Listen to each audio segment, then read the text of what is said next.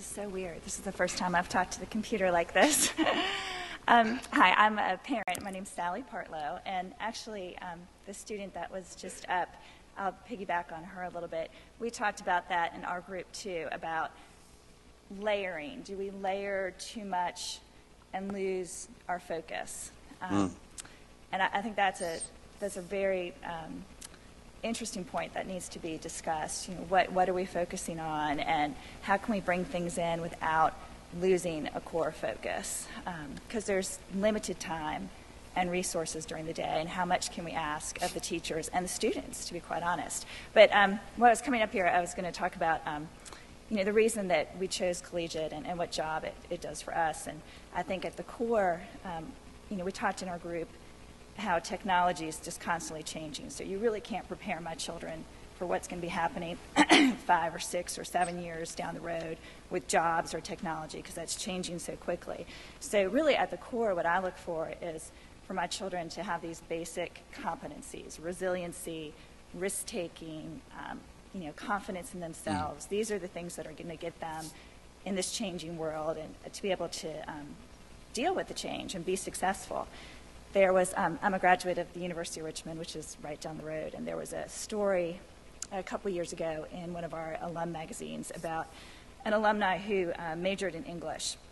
He ended up, I think he worked in car washes or did a bunch of odd jobs, and ended up in some tech firm sorting mail. And I can't remember his name. I wish I could. It's awful getting old. But anyways, he was sorting mail, and he worked his way up and was just very resilient and believed in himself, knew nothing about technology, learned a little bit. He had this passion and this love of learning. I think David brought up in one of our sessions the idea of the love of learning.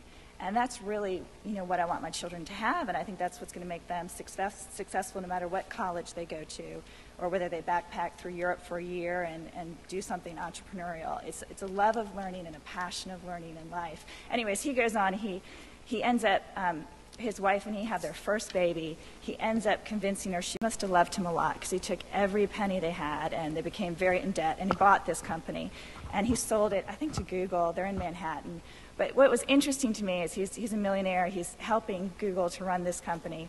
And when they interviewed him for the Alumni magazine, they said, what's your, now that you've done all this, what's your goal? And he's like, done all this? He goes, this is really not my dream. He goes, English is still my dream, and English is what really prepared me to do all of this. And, I really would like to write a novel one day. So he was still, this quest, this, I'm not done learning. This is not what I'm all about. I think that's what's important. Now, on the devil's advocate side of that, we had a point where we were moving to Baltimore, and we were looking at private schools up there.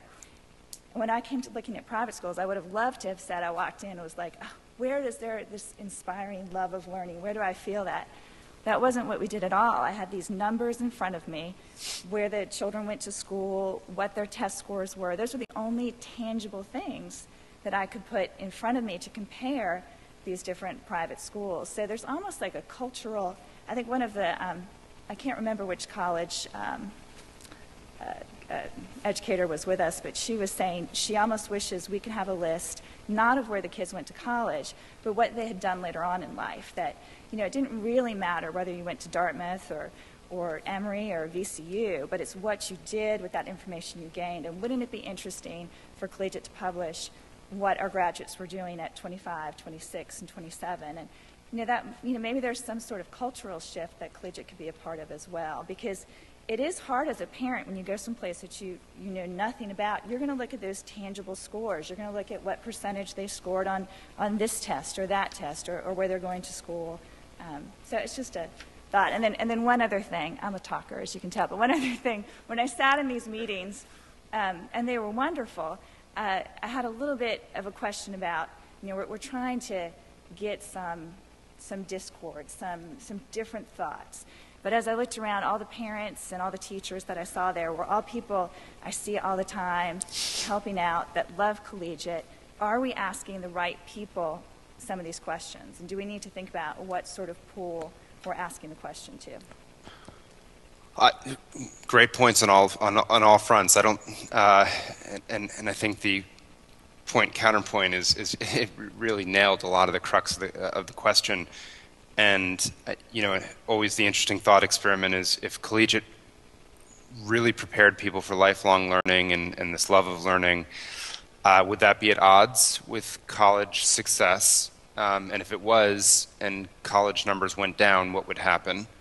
And so thinking about those trade-offs, but also there's signaling effects, right? That's why we do certain things. There's tons of information coming at us. Certain things send a signal that help us sort quicker to make a decision. And it's oftentimes unconscious, but we use these signals all the time. So understanding what those are and what they mean are critical.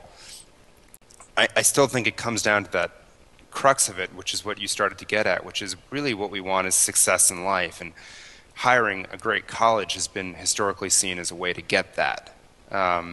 But if maybe we break that notion over time, then maybe that opens us up to being able to do some other things. I certainly don't know the answer to that. Your last point